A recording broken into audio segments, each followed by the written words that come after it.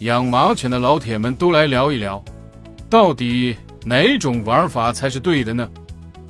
一部分人认准老血马犬，只看重动力足、欲望强、性格凶猛，根本不在意有没有白胸，也不完全纠结于外形品相，觉得马犬啊就该保持原有的工作属性才是最重要的。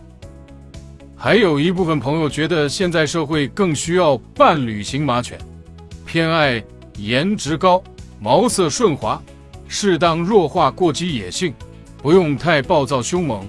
保持基础的可驯度，性格稳定可控就够用。那您觉得马犬是该坚守高动力高野性的原汁原味儿，还是适当改良颜值，性格更稳定，可控性更强，适合大众？欢迎评论区留言讨论。